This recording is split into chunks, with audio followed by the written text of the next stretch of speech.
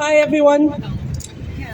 I'm here to represent Regan, the MSP for Edinburgh East, on this petition to the Scottish Prison Service transgender management policy.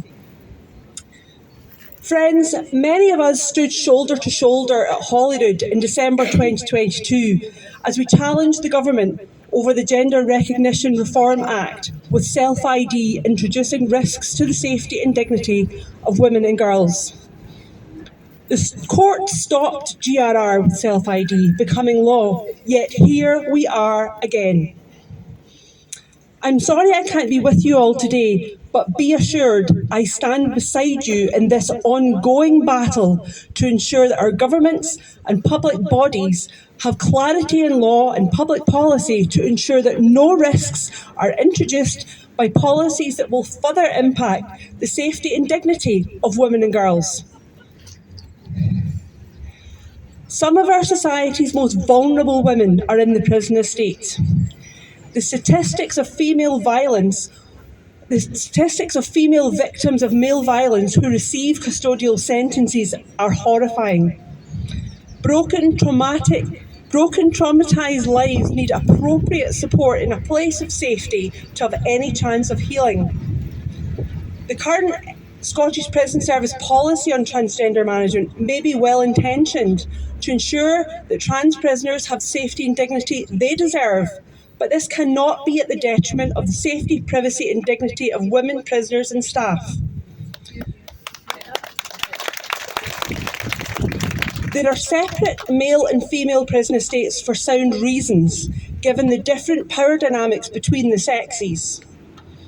The prevalent vulnerability of women to be victims of abuse and violence has informed this core evidence principle and cannot merely be replaced by case-by-case risk assessments without the expectation of potential unintended consequences of harm.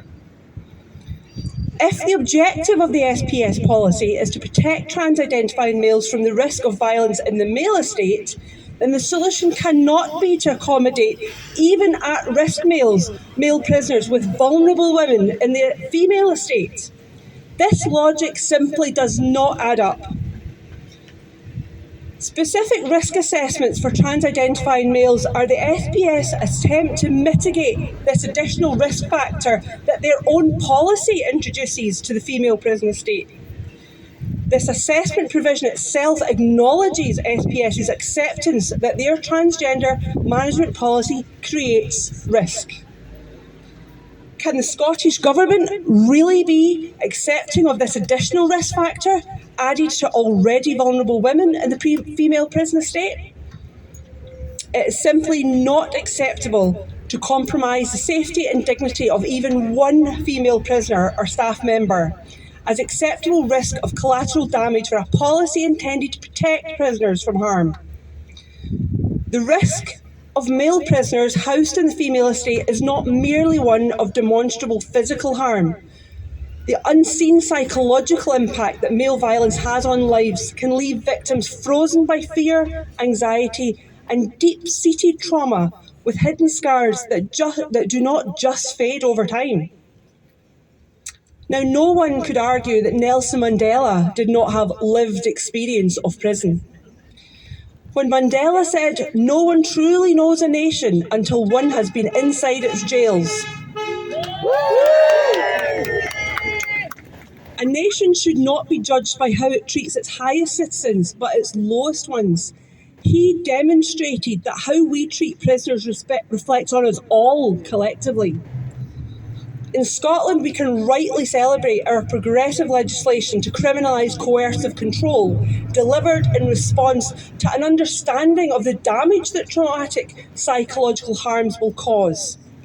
Support organisations for victims provide advice on how to escape from coercive environments, but this just isn't an option in prison. Prison for the term of sentence removes an inmate's liberty. It must not also remove their dignity, agency or safety. The removal of consent for women prisoners and housing males in the female estate leaves them without the agency to refuse to share or to remove themselves from what may be a traumatising environment for them. How can an already vulnerable woman who may struggle even to be in the company of a male family member settle to an environment where they know that the SPS can determine at any time that a male prisoner could be authorised to share their environment without their consent? Coercion to comply is not consent.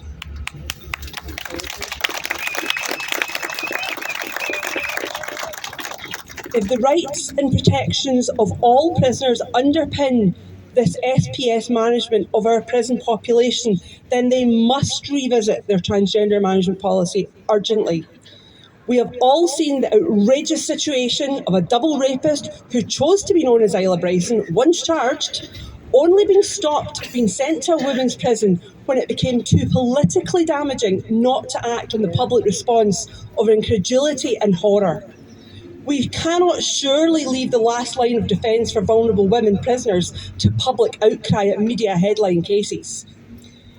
Preventing women from being housed with rapist abusers and any male who may attempt to exploit the system, as criminals have been known to do, is the job of a responsible government.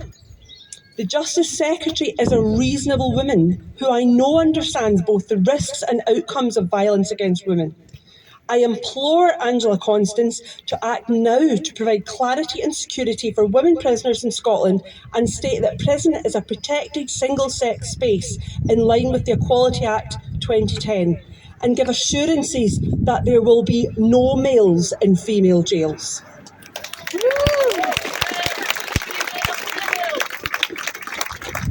Prioritise the safety of all prisoners and staff now.